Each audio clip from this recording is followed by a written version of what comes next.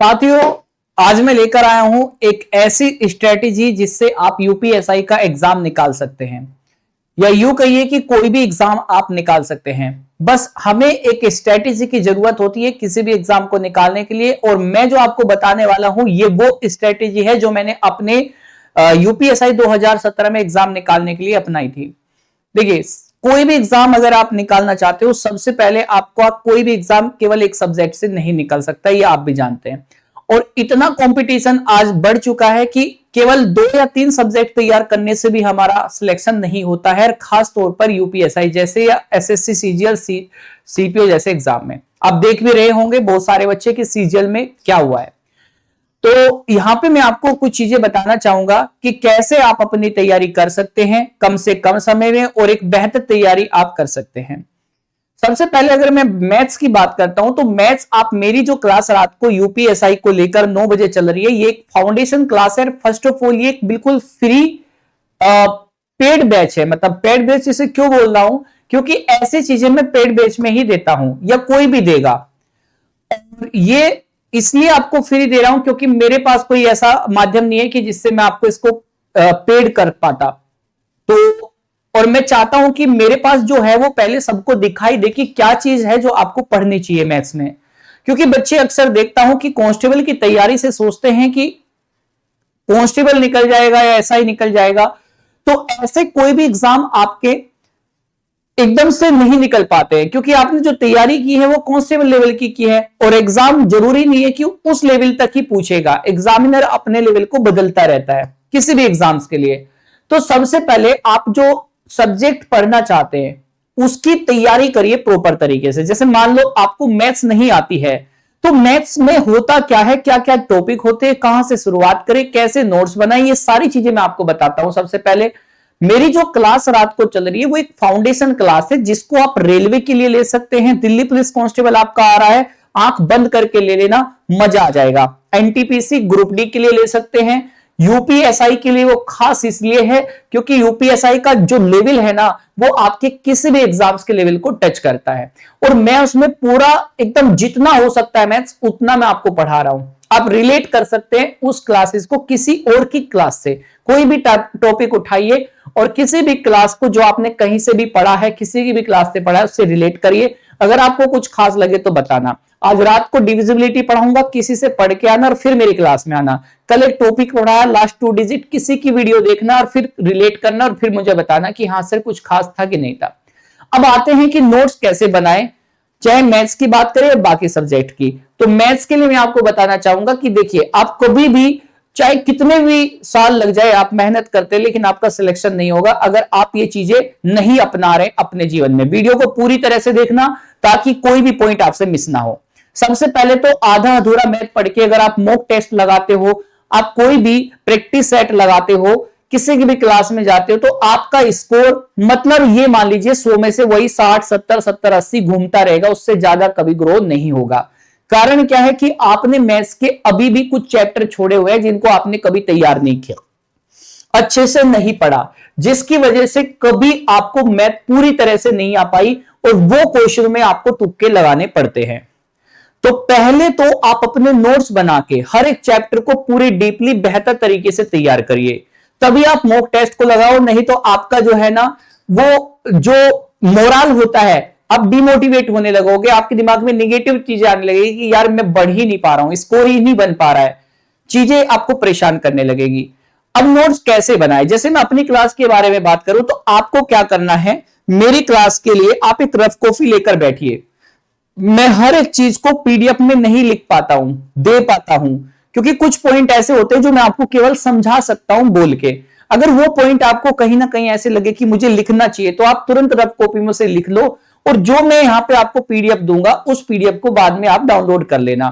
फिर नोट्स बनाना, आपने जो सोच समझ के जो मेरी क्लास में सुना वो अपनी रफ कॉपी में लिख लिया, और जो मैंने पीडीएफ दी वो भी आपने देख ली। अब दोनों को मिला के रिलेट करके फेयर नोट्स बनाओ।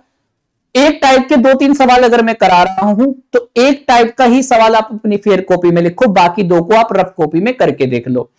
ऐसा करते करते आपको एकदम ऐसा भी लगेगा एक दिन कि भाई सर आपने जो पहला चैप्टर पढ़ाया था आज मुझे वो याद नहीं है, या अगले चैप्टर पे गया तो पिछला मैं भूल गया। ऐसी परेशानी अगर आए तो परेशान नहीं होना है आपको, क्योंकि आपके पास नोट्स है। जब आपके सारे नोट्स कंप्लीट हो जाएंगे, बन जाएंगे, तो हम लोग 3 से 4 महीने के बाद जब पूरी मैथ सीख चुके होंगे, फिर हम लोग लगाएंगे 40 क्वेश्चन का मॉडल पेपर। अब उसमें क्या होगा, मान लीजिए कुछ क्वेश्चन आपसे नहीं बनते हैं, नहीं हो पाते हैं, तो आप उन क्वेश्चनों को अंडरलाइन कर लेंगे और आप उन्हीं चैप्टर को जाके देखोगे और बिल्कुल बिना पेन चलाए दिमाग में क्वेश्चन पहले तो पूरा बेसिक पढ़ लिया उसका, जो मैंने आपको शुरू में समझाया है थ्योरी, फिर क्वेश्चन देखा, सॉल्यूशन समझा, क्वेश्चन सॉल्यूशन, उससे वो चैप्टर पूरा उस एक क्वेश्चन की वजह से तैयार हो जाएगा। ऐसे मान लो 4-5 क्वेश्चन अलग अलग चैप्टर से हैं, तो वे सारे चैप्टर ऐसे ही आप तैयार करोगे, धीरे धीरे आपको मैथ में इंप्रूवमेंट होने लगेगा। सबसे बड़ी दिक्कत आती है कि सर ठीक है सर मैथ भी आता है लेकिन एग्जाम में सारे क्वेश्चन अटेम्प्ट नहीं हो पाते या स्पीड हमारी नहीं बन पाती है, उसके लिए क्या करें? देखो, कभी भी स्पीड प्रैक्टिस करने से या हाथ से लिखने से नहीं बनती है। आप दिमाग को ज्यादा से ज्यादा यूज करो। आप डेली का डेली जब आपको मैथ आ जाए तो 10-15 क्वेश्चन जो होते हैं ना टाइमिंग वाले, किसी के ऐसे मॉक टेस्ट जिसमें टाइमिंग चलती रहती है, बिना पेन चलाए क्वेश्चनों को करने की आदत डालो। भले ही मैं क्लास में आपको प्रैक्टिस कराता हूं, सुबह कुछ क्वेश्चन लेके आता हूं, ग्रुप डी में 30 क्वेश्चन डेली करा रहा हूं एनटीपीसी में, आप वो क्लास देखिए।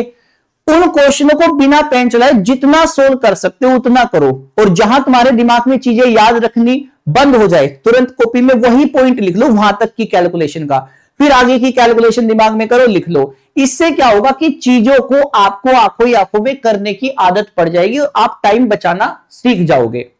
वर्गमूल, वर्ग, घन, मल्टीप्लीकेशन की ट्रिक, ये सारी चीजें आपको स्पीड बनाने में मदद करती है, जिसके लिए मैं डेली एक शॉर्ट वीडियो डाल रहा हूं।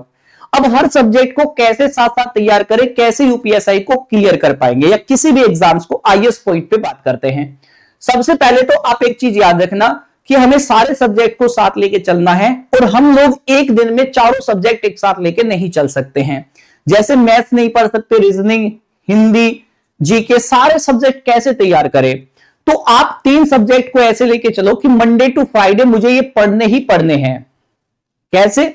जैसे मैथ्स है, आपको हर दिन पढ़ना ही पढ़ना है, लेके चलना ही चलना है। रीजनिंग आपको कुछ आती होगी, कुछ आपको चीजें नहीं लगेगी, उसे 1-1.5 घंटा आप जरूर दीजिए। मैथ्स को आप प्रॉपर दे रहे हैं। फिर हिंदी आ गई, हिंदी एक बार नोट्स बना लेंगे, हिंदी आपका स्कोरिंग सब्जेक्ट होता है, मजा आएगा। जीके जीएस में जैसे पॉलिटी हो गया, कुछ टॉपिक हो गए, आप एक काम कर सकते हैं, क्लास आप डेली लेते रहिए, लेकिन नोट्स जो है जीके के आप सैटरडे संडे में आराम से बैठ के 2 दिन दीजिए, ताकि 5 दिन का 6 दिन का जितना भी कंटेंट है उसे एक साथ नोट कर पाए। 3 सब्जेक्ट को लेके चलेंगे, प्रॉपर तरीके से पढ़ेंगे। जैसे मैथ्स पढ़ा, रीजनिंग पढ़ी बेहतर तरीके से, उसके नोट्स भी बनाए, हिंदी के बनाए। पॉलिटी वगैरह की क्लास को आप डेली लेंगे, सर क्या बोल रहे हैं उसको समझेंगे, और आखिरी के दिन पे आप उसकी पीडीएफ से सारे नोट्स बना लेंगे। क्लास में डेली रहना है, आपका समय भी बच जाएगा, चीजें हो जाएगी। अब मान लीजिए अगर आप एसएससी की तैयारी कर रहे हैं तो उसमें इंग्लिश आ जाती है, तो हिंदी की जगह आप इंग्लिश तैयार कर सकते हैं। इंग्लिश में एक और काम करना, आप डेली 5 सेट वोकैब के याद करना शुरू कर दो। एक एमरीकृत पब्लिकेशन की बुक आती है, और भी बहुत सारी बुक्स आती है एसएससी को लेकर, बैंकिंग को लेकर, जिसमें मतलब पेपर होते हैं और उनके पीछे उनकी वोकैब लिखी होती है। तो मैंने जैसे किया था, मैं आपको बता रहा हूं, डेली 5 सेट आप याद करो, और याद करने के लिए भी कुछ वर्ड्स को ऐसे रिलेट करो, अपनी लाइफ से जोड़ो।